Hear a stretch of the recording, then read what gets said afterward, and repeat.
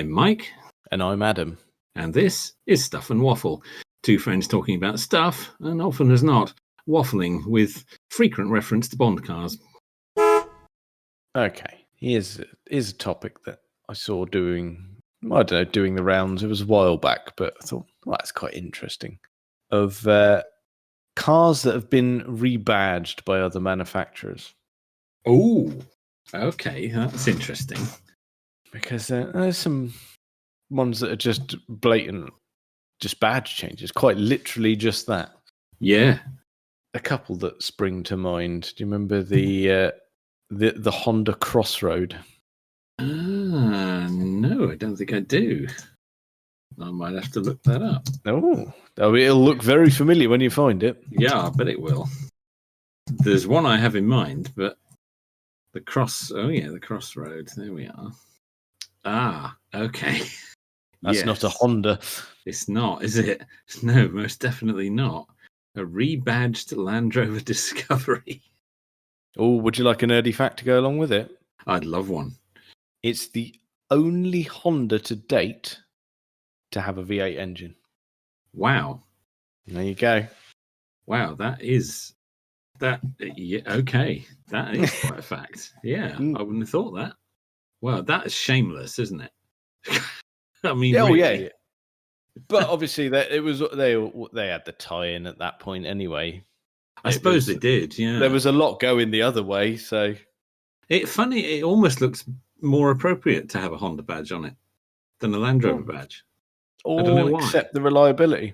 Yeah, well, obviously, it didn't have any of that. No, no, none of that at all. No. Blimey, look at that. A Series 1 Land Rover Discovery with a Honda badge. There you go. Wow. I was unaware of that. I've learned something there. Now, the car that immediately sprung to mind was the Alfa Romeo Arna. Which was, in fact, a Nissan Cherry. Yes, that had escaped my mind. I'd forgotten. It was the wrong way round, wasn't it? Oh, it was. Nissan did the design and Alfa Romeo built it. Oh, dear. Yeah, you don't want that. Nobody wants that. No. Oh. But yeah, how did that come? How was it decided that it would be done that way round? Who thought that would be a good idea? It's not going to be a seller, that, is it? No. Which of these two companies would you like to be in charge of the styling? And which would you like to be in charge of screwing it together? You got it the wrong way round. It really did. That's the initial thing. I mean, that wasn't, I suppose, technically even a rebadging. That was just a joint project that went horribly wrong. Oh yeah, that wasn't clever, that at all. No, it really wasn't intelligent use of either company's skills. No. Oh, I'll tell you another one that was just blatant. Back when, it must have been late 90s, when Ford and Mazda were sharing many things. Mm-hmm. Still do, don't they? Mazda's still part of Ford, I think. It could well be, actually. Yeah, I think it is. What would it have been? The Mark IV Fiesta? The right. sort of the balloon-shaped one. Yes.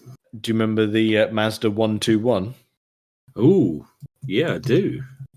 That was a Fiesta. Yeah, I mean, they did at least change the way it looked a bit. Ish. It had a bit of black plastic on the boot and a slightly different grille. You ain't fooling anyone there, chaps. No, that's fair enough. Mm. Yeah. That's weird, isn't it? Why would someone think that's a good idea? Because I'm sure that was sold here as well. I don't remember that, but you may be right. Yeah. I just think, who's buying it? Why would you have that instead of the Fiesta? Mm. Yeah, you might be right, actually. I do remember seeing them with a slightly none, thinking, why has that got a funny grille? Has somebody done that to their own car? Has somebody put a different grille on it because they think it looks better? But it turns out no. Oh, that's right. And there's slightly different rear lights. No, I think it was sold here. Now you've said that. I do remember perhaps seeing a few. Yeah. Weird, isn't it? Yeah, because it's why would you do that? And why would you sell it in the same market? that's weird, isn't it? And Yeah, why would you have them competing against each other in a market, like I say, in a market where everyone's just going to buy the Ford? Well, absolutely.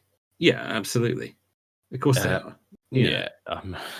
Yeah, it's just a no-brainer, isn't it? You just would. It's very strange. I remember I still see it every now and then. Actually, it's Nissan Micra, the K12, so Mark III in normal terms. Yeah, there is a brown one going around here. Oh right. Which, all right, it's not the most common color, but yeah, right, and a third generation Nissan Micra. However, it's a Japanese import. Yeah, well, yeah. Why have you done that? Because that's a car that's readily available, and you've imported one which will actually cost you more to insure. I had a friend who did that. She'd lived in Japan for a while and had a Toyota Aygo out there, and then came back to the UK and imported the car back with her because, of course, it's right-hand drive. Well, yeah, but it was a slightly, it's not like it's a rare classic or something that you wouldn't be able to have again. No, I just didn't get it because I had to do a double take. People do it because they think, oh, it's right-hand drive, it's easy, I'll just bring that home. Why are you paying this money? We have them. Just sell it and then buy one. There's more here. We've already got them. Yes. That's the first time I saw it. I was following it. I think that says Nissan March on it, and it's got a square plate. Why have you done this? Yeah. Why have you imported this when they're at great expense when there were already loads of them here? Do you remember the off the back of that, the previous generation Micra, the K11, the first sort of bubbly shaped one? Yes. In Japan, they I'm sure they did a March box, which was a really weird estate version. Oh, really? Oh, I was unaware of that. Yeah, it's a very strange looking thing. You're not going to get much of a boot out of it, but yeah, that did exist. Wow. There you go. No, there's one that correct me if this wasn't a rebadging, but there was a company that made, or it may have been Nissan themselves. They made it was that bubbly Micra, but it had the front end and the back end of a Mark II Jag. Oh, I know the one you mean. Oh, yeah. Oh, good heavens! What was it? Not the one that Johnny Smith's wife's got. No, that's the Figaro, isn't it? Not the Figaro. It's not that, but it's a similar sort of thing. It's the Mitsuoka Vute. There you go. Yep. There you go. You used to see one around here. There was one. Yeah, it's very strange looking thing, but not that uncommon, really. No, apparently not. There is a rebadging that I know of, which was never sold. I believe was never sold in the UK, but was made for the American and Brazilian markets.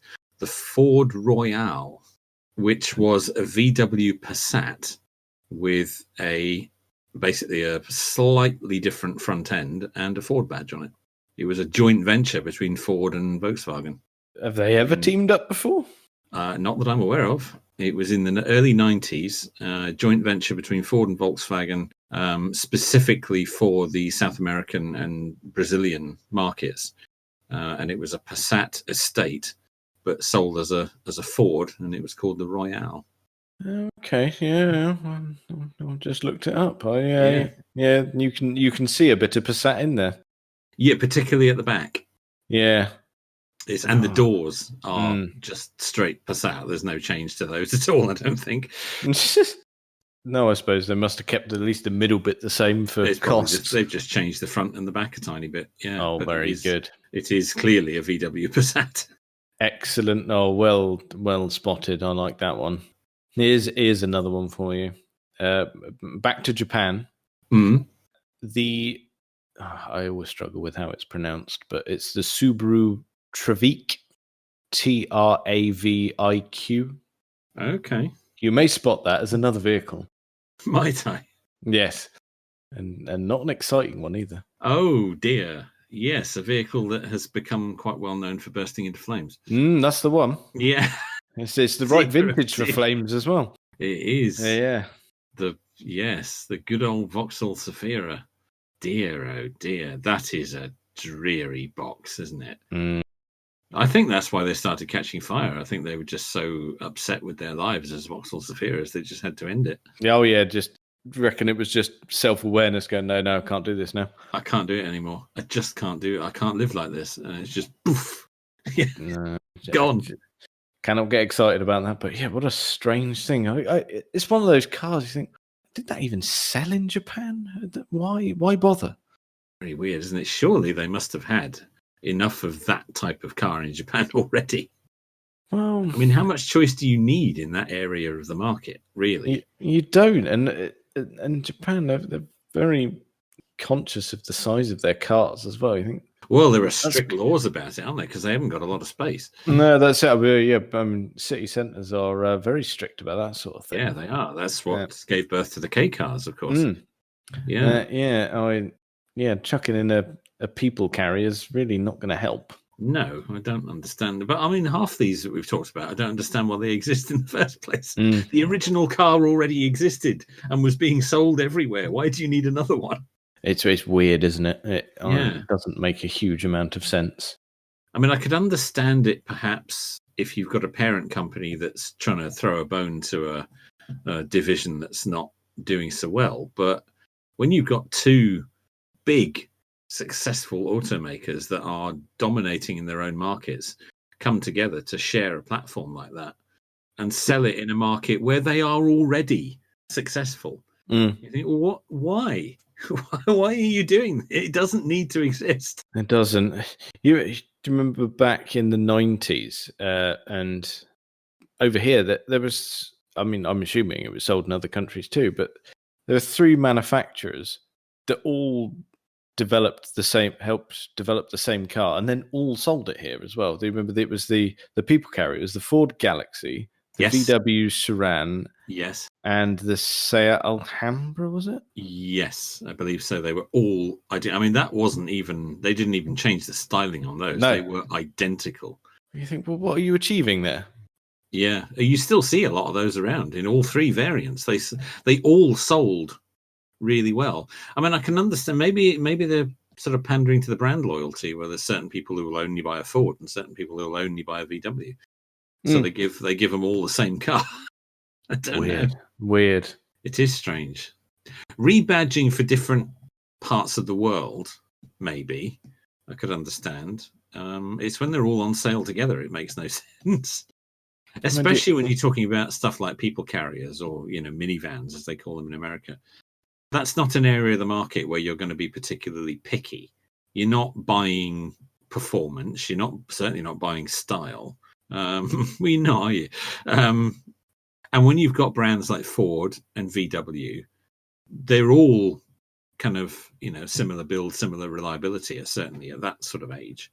And you think, why produce deliberately competing products? Well, basically the same product, and then throw them all out there and have them all compete with each other. Yeah, doesn't make a lot of sense, but it carried on for years, didn't it? Yeah, it did. It did. Weird. Like you say about rebadging for different markets, you think the Japanese manufacturers being quite clever in the American market and launching a different, more American-sounding name, but selling the same cars. Yes. There was a lot of that went on. Yeah. Well, it still goes on because you've got are Infinity still going over there? I believe so. Yeah, the posh brand, or a seemingly posh American brand. Yeah. Which is basically Nissan, isn't it? Yeah. It's Nissan's answer to Lexus, isn't it? And of course, that's how Lexus came about. Well, yeah, of course, yeah. That's what started it. Yeah, it was the Japanese Mercedes. Absolutely. Yeah. Yes, absolutely.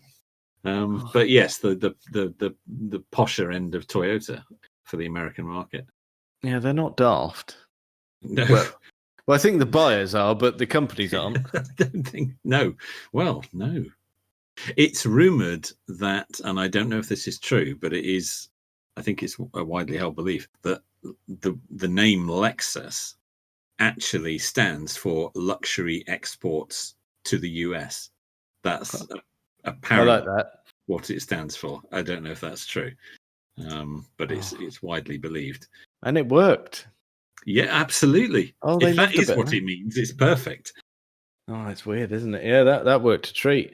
Yeah, but it's not car related, and it's on a complete tangent. But that naming thing, something specific to us. Do you remember Currys did a lot of own brand electronics? They did, yeah, and they decided to name it something Japanese sounding, so people bought it. Remember, it was called Matsui. Oh, of course.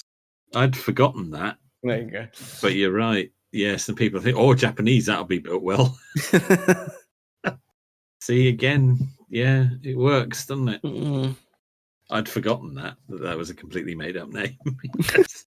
But there were so many of that sort of thing in the market, weren't there? That there was like Alba was another one, and Aiwa, God, yeah. and there were these horrible Oriental-sounding names that people used to buy. Plastic tat. Yeah, absolutely.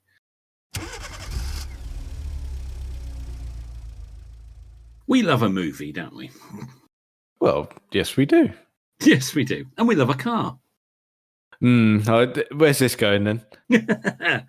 Well, best and worst car movies, car-based movies, or movies that aren't necessarily car-based but have really strong car-based sequences. I can see a bit of crossover happening now. Yes, I suspect there will be. Yes. Okay. But perhaps contention and debate as well. Well, who knows? Who knows? Go on then. Let's start with best then. What have you got at the top of your list? Top of my list. Well, it changes. Okay, that's fine. I mean, we can have a few that you consider good ones. Yeah, it changes. One favourite that myself and my good lady enjoy from time to time, Gone in 60 Seconds. Very good. It's an obvious choice. The new one. The original has the chase sequence, which admittedly in the original is a good half of the movie, is superb, but the rest of the film is a bit lacking. Yes. As soon as you said it, I was about to put that in the worst pile, to be honest. Yeah. Narrative-wise, it is diabolical. Narrative-wise, it's awful. Acting-wise, it's truly atrocious. But the chase sequence with the Mustang, which goes on and on and on, and it looks like a crumpled crisp packet by the time they finished. That car still exists. That Mustang Mark I, it still exists, and it's still in the state that it was in at the end of filming. And the guy who owns it takes it to shows, and he's meticulously maintained it in that state, with the wings hanging off and the smashed windscreen and every panel absolutely destroyed. No back end on it. The boot doesn't close properly. It's completely knackered, but he's maintained it like that. Well, that's to be commended, really, isn't it? Yeah, absolutely. He takes it to show. It runs and drives, not very well, but it runs and drives, and he takes it to shows. But yes, that film has some good moments in that chase sequence, but the rest of it is truly terrible. But the new one, the Nicolas Cage, Angelina Jolie one, we thoroughly enjoy. Although there is a mistake in it. I think you'll find. Yes, there's probably many mistakes, but there is one mistake. At one point, they steal a Jaguar XJR. Mm-hmm. But, and you see them getting it, and then the next scene is them crossing it off on the blackboard. The car they cross off on the blackboard is a Jaguar XJ220. That's true. Whoever edited it together obviously just saw Jag XJ and didn't realise it was Yes. a different car. Because, but that car does crop up, but Yes. not at the right time for the Not crossing at that off. moment. It's a failure of editing. Whoever edited that together didn't realise the difference between a Jaguar XJR and a Jaguar XJ220, and they are very different. Yes, somewhat different. There is that mistake in it. Oh, there may be other mistakes in it, but that's one that I always spot. So we enjoy that from time to time. That's one of our go-to can't decide what else to watch films. Yeah, it's a strong choice. Another one which I know will be a popular choice, of course, is Ronin. The car work in that is truly tremendous. The director, John Frankenheimer, who was also the director of the F1 film from the 60s. Oh, yes. Huge petrol head, great lover of realism, and the stunt work in Ronin, is brilliant. They apparently the sequence with the Peugeot and the BMW 535, where they end up going the wrong way up the motorway. You remember that? Yeah. Yep. They did that with right-hand drive cars driven by stunt drivers, but with left-hand drive dashboards fitted so that they could put the actors in the passenger seat with a fake steering wheel, camera on them, and they could act and react, but they didn't actually have to worry about driving the car. The stunt driver in the passenger seat, effectively the real driver's seat, was actually controlling the cars. Yeah, quite clever. I mean, fair play to the acting ability there as well, because I probably would have crapped myself. If you look particularly at Natasha McElhone, who's driving the BMW, as they're going the wrong way on the motorway, and she's swerving in and out of the traffic, hitting the brakes, hitting the accelerator, desperately trying to miss the traffic that's coming straight at them, the stress that she puts on her face. That's probably genuine. It may well have been genuine, but it's absolutely brilliant. You really feel that you're in the moment. And they had those cars traveling at speed. That wasn't faked, Certainly the BMW at one point was doing over 100 miles an hour the wrong way up the motorway. Am I right in thinking that during that there's a bit of a scene of the dashboard while they're going along and the dials aren't actually reading what's happening? That may be true. Yes, I'm not aware of that, but that may well be true. Because I think for some of it, they would mount the car on a trailer and obviously pull it so that it's not to worry about operating it. They'll have done all sorts of tricks. There's two other things with that particular sequence. At one point, the BMW suffered a complete electrical failure, and there is a frame or two in the film where you can see all its lights come on. Indicators, brake lights, reverse lights, everything. The whole assembly just lights up. It's in the film. There's just 2 or 3 frames where you see the car from behind. And you think, hang on, that's not right. That's quite clearly broken. Yeah, incredible sequences. The stuff with the Audi S8 and the Citroen XM near the beginning of the film, and the Merc S-Class. Yeah. Of all the cars that you think are going to have an electrical failure, you think maybe the XM would have. Are you thinking maybe of the Citroen? Possibly, yeah. Yes, particularly the XM. There was a reason the Citroen XM was rare. Lovely thing. Lovely indeed. Yeah, tremendous thing. And the old Merc S-Class that they have in that. Oh, the brown one, isn't it? The brown one, the metallic brown S-Class. Yeah. There's some lovely cars in that film. And the Audi S8, of course, is quite cool and collectible these days. It is. Quite sought after. Oh, and I think when they go to the hotel to take the photographs, correct me if I'm wrong, but there's a Ferrari 456 outside. Bit of pornography there. Yes, nicely. But again, because the director was such a huge petrol head, all these kind of things. There's a Xantia in it as well, isn't there? One of the characters drives a Citroen Xantia. Yeah, there's some really good car casting in that, but the chase sequences particularly are stunning. Really well done. The crash at the end of the sequence with the Peugeot and the BMW was apparently an accident where the BMW goes up on two wheels. It wasn't supposed to roll over. Okay. It was supposed to go up on two wheels and drive sideways. The stunt driver hit the ramp and overcooked it a little bit, and the car rolled over onto its roof and just sort of slid along. And apparently they caught it on film, and it looked so good that he said, "No, never mind what's in the script. We're going to use that. That looks really good." So where it slides along on its roof and then falls off the bridge was an accident, but it looks so good that they kept it in. Very good. Very cool. There's isn't there the among the car nerds, isn't there a bit of issue with BMW switching between M5 and 535? Yeah, because they had several cars and they didn't quite match the badging. Yes, indeed.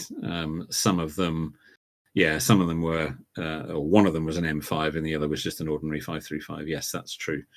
I'll tell you what, on that sort of switching, I mean, that's fine because it's, like you say, it's badging at that point.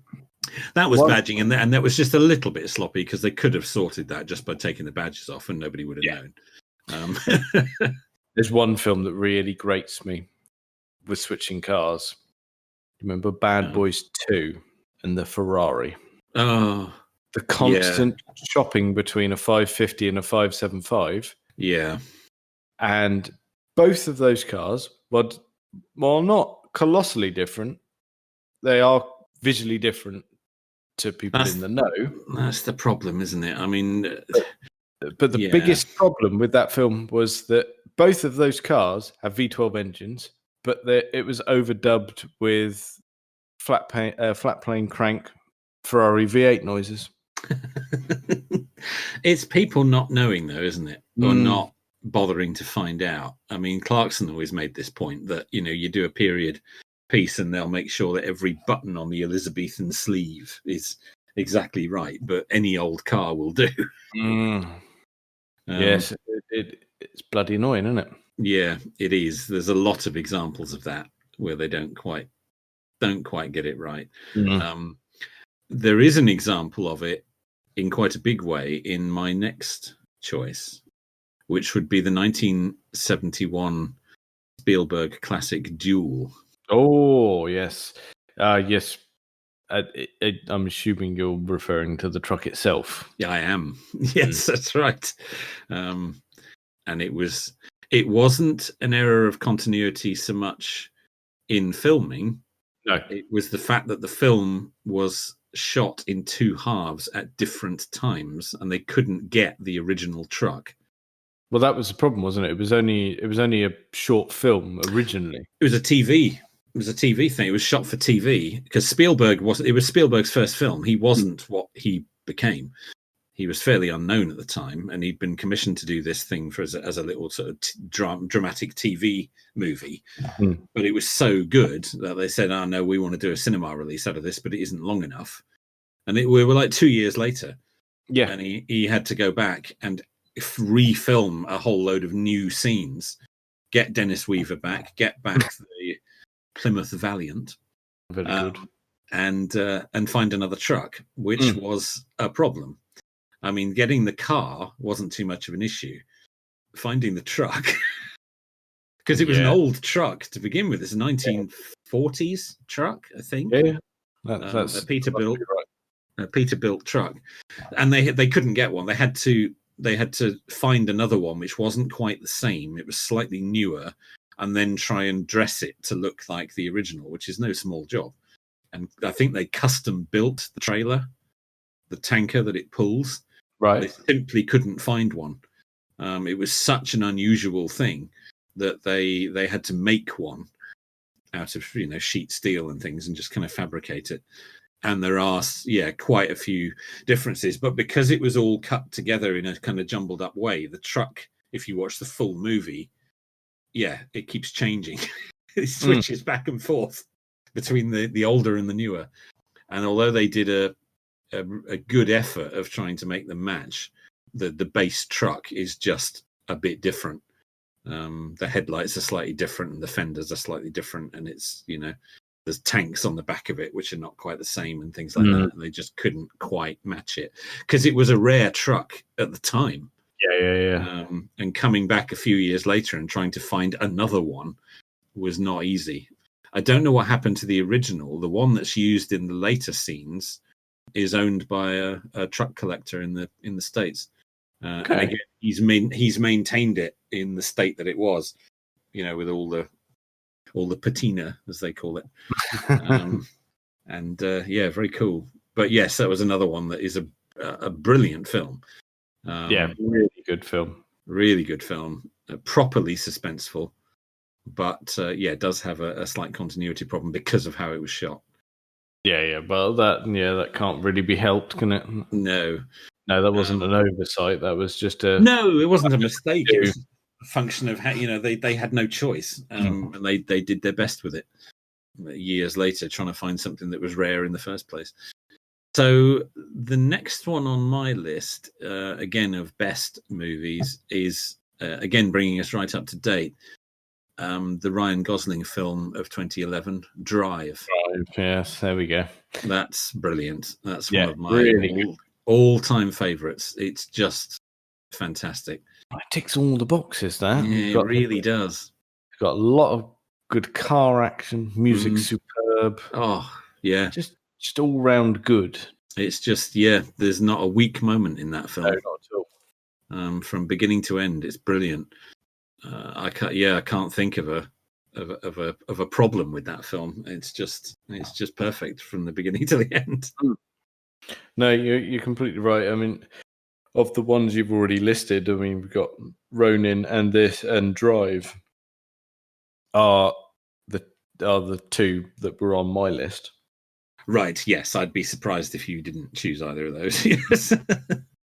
It's difficult to pick something that is your best choice that is specifically a car film. I don't think you can really, and I think it changes. And there's lots of films that are like, I was going to mention the Transporter, the original Transporter film. Well, in fact, all three of them. They're not good films, but they have. Well, they're not, are they? Let's be honest.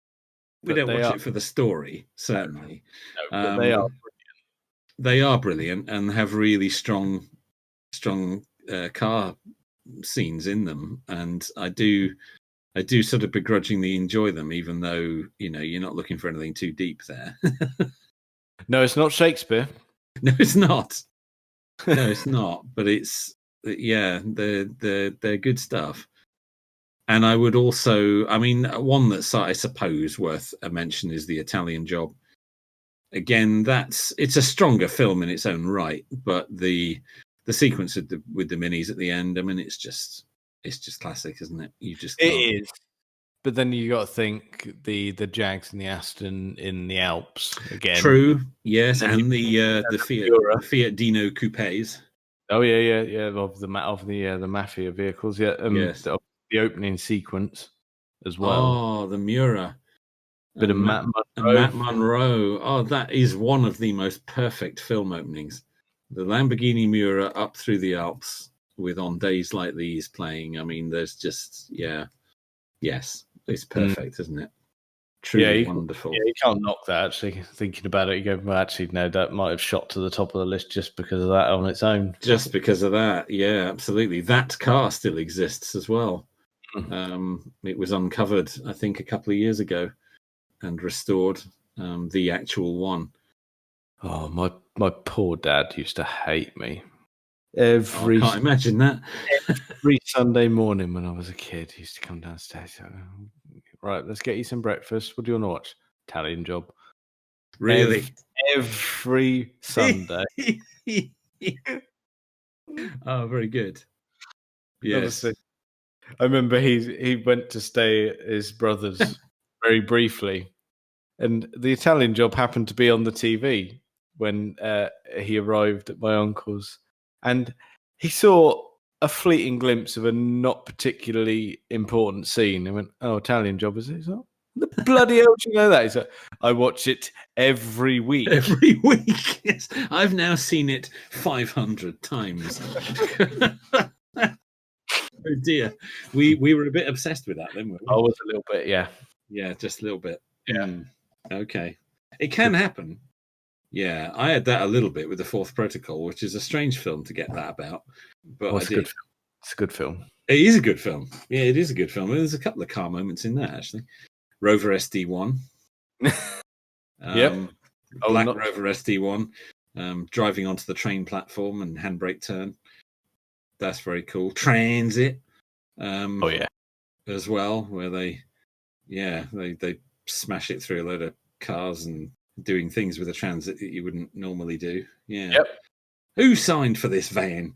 You did. All that sort of stuff. And of course, Escort XR3i, which we've mentioned before.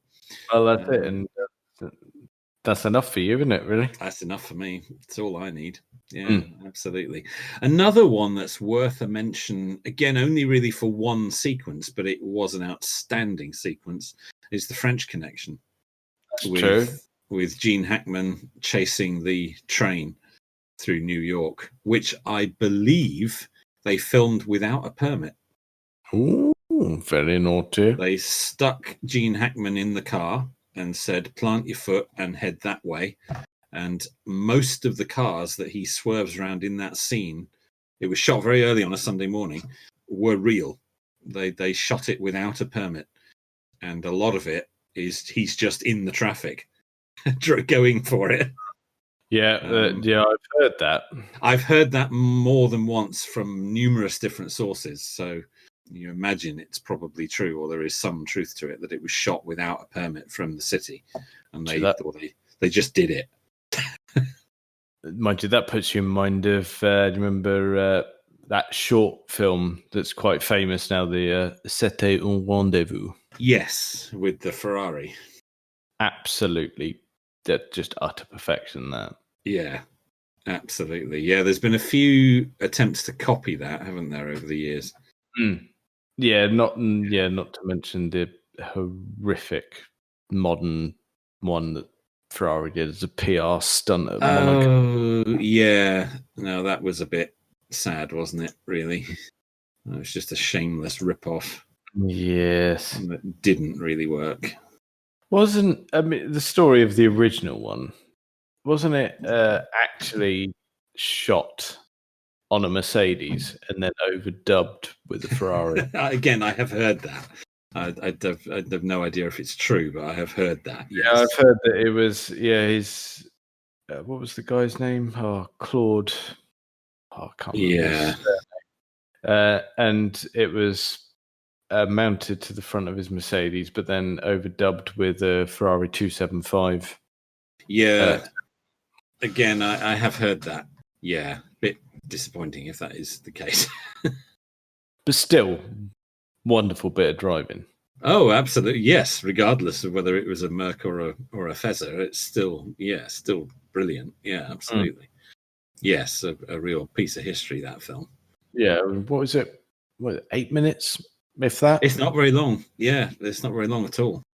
There's another, again, it's not any means a car film, and we're sort of showing my knowledge of weird old movies here. There's a film with Michael J. Fox called The Hard Way, and there's a sequence in that. He's not a cop, but he's playing someone who is he's an actor who is got a film role coming up where he plays a cop. So he decides it would be a good idea if he went and worked with some real cops for a period of time to kind of soak up the atmosphere and, see how they work. And he gets embroiled in a real case. And at one point he finds himself at the wheel of a police car, a Dodge Monaco, I believe, with the villain in the back. And there's a sequence where he plows through a kind of open air market. There's kind of stuff going everywhere, and it hits something, and the car launches up in the air. And as it flies through the air, he's shouting, "Put down the gun," to the villain, and the villain is saying, "Stop the car." And of course, neither of them can do either. And it just flies through the air with them, "Stop the car, put down the gun, stop the car, put down the gun." And it goes on and on and on. it's one of those moments. It's quite a good film. It's not by any means a car film, but it's one of those things that's got quite an enjoyable car moment in it. Okay, I've not seen that. It's worth finding. It's not one of those movies that ever seems to turn up anywhere, even though it's got some quite big stars in it. But it just, strange how that happens to movies sometimes. On the topic of Michael J. Fox, the film is again not at all car related, but Doc Hollywood. He has the 356 Speedster. I was going to say it's Porsche Speedster. Yeah, absolutely, just out of nowhere. That car, actually, not that specific car, but the Speedster turns up a lot in movies. There's a lot of characters. There's a movie I watched the other night called Sneakers. So again, it's one of our favourites with Robert Redford. And he's got a 356 Speedster in that. It's never mentioned. There's never any reference to it. It's just his car. It's weird, isn't it? And again, Eddie Murphy's car in 48 Hours is a 356 Speedster. They just turn up. Point Break. Yeah, again, yes, they're everywhere. It's like, how can these people afford this vehicle? Well, exactly, yes. They do. That car pops up a lot. A bit weird, that. You'd think they were everywhere in the 1980s in America. I mean, maybe they were. Well, maybe they were, but obviously there are a lot of replicas kicking about as well. True. Yes, that's true. Even today there are, aren't there? Yeah. We've both glossed over one particular one. Or maybe we just haven't got to it yet. No, I think that's more the case. So we've not got to it, and that would be Bullet. Well, yes. I mean, it's an obvious choice. It is. It's an important choice. It is an important choice. Yes, that's true. Mustang or Charger, though? I'm Mustang. Yeah, I think I am too. So yeah, I'm not on the fence on that one. No. Well, I do like the one in Bullet because that's a 68. Oh, very good. I prefer the earlier Mustang. Okay. For it. I mean, it wasn't a huge styling change, but it was enough for me to go, actually, I prefer 66 before. The Bullet one was not entirely stock, was it? No, not from what I've heard, no. No, it had been twiddled with a bit. It had been breathed on to Steve McQueen's specifications, from what I heard. Well, he had them adjust it a bit. Well, he does have that sway, I'd say. Yes, I think so. I mean, again, it's all about that one sequence, isn't it? Yeah, I mean, if you can remember any of the other bits of the film, then fair play. That's the problem, isn't it? I mean, it's got Robert Vaughn in it, so you can't dismiss that. But and Robert Duvall as well. Yes, that's very true. It's a reasonable cast. Yeah, it is. But I can't quite remember what the plot was. No, if it had a plot, it is all about that one. Although he drives them, you see the Mustang throughout the film. It is all about that sequence near the end. Yeah, the kind of duel between those two sort of automotive titans, if you like, is brilliant. Yeah, can't knock it really. While we're on the Steve McQueen topic, actually, there's one massive film that we've, well, again, not overlooked, just haven't got to, and that would be Le Mans. Oh, well, yes, indeed. Yeah. And that definitely is a car film. There is a side story, but there's a lot of car in that. There's a lot of car in there. That certainly takes precedent. There's one car in that really excites me. That the opening sequence of Stephen McQueen arriving at Le Mans in his 911S. Beautiful. Yeah. Oh, beautiful spec. Absolutely gorgeous thing. Just, it ruins me, that does. Well, he knew his cars. He did. Steve McQueen. He did. And it's what was it? It was slate grey. It was a 1970, I think. Very good. It was on it had the plate, SB2795. Oh, I like that. Nice detail. And it was sold. It was sold by Sotheby's quite a while ago, actually, but it's still Okay. still in there. I think it was. It broke the million mark. Wow. Well, I suppose it would. Yeah. Because it was the one he used in the film. Yeah, of course. I get a feeling. I think the story goes that it was delivered to him on set. Right. So, it was spec'd to within an inch of its life. Yeah, I'm sure. Yes. Yes. Everything on it that was available. Yes. And possibly a few things that weren't.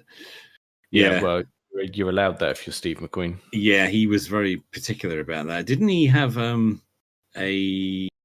he had a Jag, didn't he? That he custom spec'd, which I think is now at the Peterson Automotive Museum in Los Angeles. What was it? Is it the XKSS? Yes, that was it. Yes, that's exactly what it is. Yeah, in British Racing Green. Yeah, well, obviously, yes, indeed. Yes, that one is at the Peterson. Yes, he knew his cars.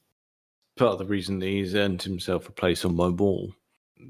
I do have a photo, a framed one of Steve McQueen. Because do you? It's one of those things. It comes back to it's really difficult to be that cool. He was the king of cool. He just was, absolutely. In whatever he did, just couldn't help it. Yeah, only just cool. Only I wouldn't say rivaled, on par with James Dean. Someone who came to a sticky end in a car. But again, film star, massive petrol head. Oh yeah, absolutely. And yeah, that was such a shame. Wasn't that a Porsche? It was. I'm sure it was. It was the Porsche. Was it the 550? Yeah, I think it was, because the story goes that he had ordered a Lotus, but they were taking so long to deliver it that he ordered the Porsche just to be going on with. Yeah, and that was it. That was the end, wasn't it? Yeah, because it was the 550, because it was those are the ones where it was the silver ones, a red interior. It was certainly silver. Yeah, and it's the one that you get the nod to when you look at the Boxster prototypes. Yes, that's right. Cool car, but it's an unfortunate backstory. Didn't it get found? Yeah, it did. Fairly recently, wasn't it? Yeah, fairly recently. Yes, it did. Yes, I believe so. The actual one. Wasn't it nicknamed as well? It was called Little Bastard, wasn't it? Yes, it was. I'd forgotten that, but now you say, yes, it was. Yes, if there was ever a car with more history than it deserved. I'm not sure whether you could choose between them for how cool they were. No, I don't think you could. They just inherently are, but for different reasons. Yeah. To switch it up a bit and go, well, actually, let's go worst. Well, I've got one which actually I think two films that are related that could fit in either camp. Oh, go on then. Okay. And I say you'll know why they're related by the car and actually by mention of each other, would be Vanishing Point and Death Proof. Okay. Both films feature the same cars, or same central car, the Dodge Challenger. Yep. Challenger RT. Yeah. And Death Proof, of course, is directly referencing Vanishing Point and is the reason they're using a white Challenger RT in that film. Very unusual film for Mr. Tarantino. And both films that I actually really enjoy, but I can't quite say why. Again, very little story in either of them. They're both about the chase. Yeah, it's not a lot of substance, is it? No, not in either of them. But the car action is so good in both films that you kind of forgive it. Yeah. And it's the same car. Well, not the exact same car, as far as I know, but and both meet a rather sticky end. This is true. Yeah, they're both a bit bent by the end of the film. But yeah, no, I know what you mean. You see what I mean? It could be in. You could say that's good or awful because they are both of those things. They're both awful films, but It's a tricky one. That would strong depend car on action. Yeah. It would. Yeah, it would. Yeah, it comes a lot down to mood there, I think. Yeah, very much so. Very much. No. So. There was a 1990s remake of Vanishing Point as well. I don't know if you've ever seen it. Oh God, no, I've never seen it. Yeah, again, it's an exact remake. There was no development there at all. Okay. It was an exact remake, but at one point there's a slight twist. At one point, one of the police officers who is pursuing the Challenger ditches his police car and goes and gets his own car, which is a Dodge Charger RT. Okay. In order to pursue him, and it meets a sticky end. But there's a wonderful close-up of a bumper sticker on the back of the Charger, which says, "My wife, sure. My dog, maybe. My Dodge, never." Oh, so it's kind of cool. Yes, the remake is not good, but I mean, none of those three films I would particularly describe as good films, but they do have strong car action. In terms of the one I was going to suggest, it's definitely in the crap category. Okay. I think you're going to agree entirely, and that would be Death Race 2000. Oh my word, that's awful. Oh yeah. Oh, painful. Well, a bit of David Carradine and a young Sylvester Stallone. Oh, acting dear. at their absolute best. I'm sorry, what? Acting? That's truly terrible. I've only bothered to watch it once. Yeah, truly terrible. That's possibly worse than my choice for really, really bad. And I don't know if it's one you've seen. It's called Runaway Car. No, that doesn't ring a bell, actually. From 1997, it stars Judge Reinhold, who, of course, was in the Beverly Hills Cop films. And it is exactly what it says on the tin. It's a car whose engine mysteriously starts racing and the brakes don't work. And the whole film is just this car just careering across one state to the next. With various police forces trying to figure out the most ridiculous ways of stopping it. And the three people on board the car, again, trying to figure out what they're going to do. And eventually, well, I won't spoil the ending. But again, it's a story with the loosest possible, film with the loosest possible story and the most ridiculous solutions to the problems that the characters find themselves in. And it's worth a watch, if only to strike it off the list. That's a bit strange, isn't it? It's very strange. It's a very strange film because everybody in it takes it really seriously, and they're all doing their best with it. But there's just no story. It's just woman takes her car in for repair. The mechanic messes it up. She goes out on a road trip, and she can't stop it. And that is the whole film. That's your lot. That's it. Wow. And there's various police officers along the way who try and get in their way or come up with these weird and wonderful solutions as to how to stop the thing. Yeah, it's just ridiculous. Runaway Car. Check it out. What a state. Yes. Yeah, I'll look that up. You do. Yes. Oh, on the Death Race topic, it became a heavy influence for a computer game in the 90s. Oh, that rings a bell. Do you remember Carmageddon? Yeah, I do. Is that where it came from? Yeah, that's where they got a lot of their ideas from. That's not a good starting point, is it, really? It's not, but I mean, Carmageddon was, arguably more popular than the original film. Well, I would say that's probably fair, probably because it had more substance to it. Yes. Yeah, I mean, well, it was essentially that. It was, please be awarded points for mowing down various pedestrians. And do you remember in the film where they went past the nursing home and all the staff wheeled out the old people? Oh dear. You do, don't you? Yeah, do. Oh dear. Classy. Cringeworthy. Oh yeah, that too. Yeah, sorry, my mistake. Definitely cringeworthy. Well, I think that's probably enough of that for this week. Check us out on all the various social medias and things. Thank you very much for listening.